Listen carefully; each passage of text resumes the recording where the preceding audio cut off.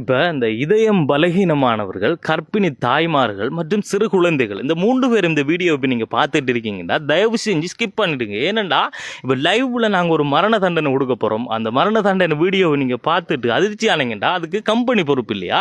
அதுக்கு முதல்ல நான் அந்த குற்றவாளியை உங்கள்கிட்ட காட்டியே ஆகணும். இப்போ பாருங்கள், இவர் தான் எங்கட இப்போ இந்த குற்றவாளி, இந்த கைது செய்யப்பட்டிருக்கின்ற குற்றவாளி இவர் தான். இவர் என்ன குற்றத்துக்குள்ள கைது செய்யப்பட்டிருக்காருண்டா, தனிநபர சொத்துக்களை சூறையாடின குற்றத்துக்குள்ள தான் இவர் நினைஞ்சிக்காருண்டா கைது செய்யப்பட்டிருக்காரு.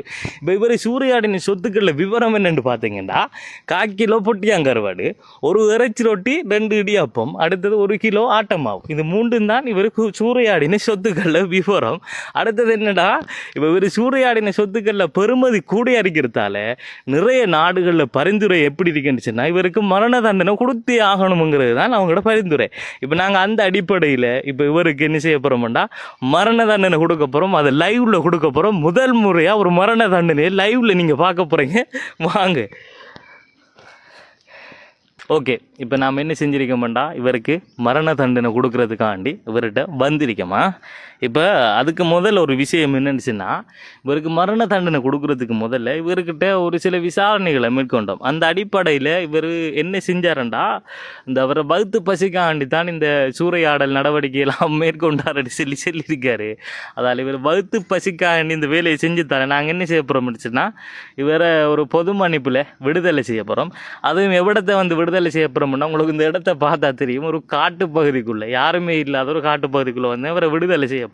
ஏன்னா இப்போ ஊருக்குள்ளே நம்ம விட்டோம்னுச்சுன்னா அது வேறாக்களை வீட்டையும் போய் அங்கே தொந்தரவு வரைக்கும்.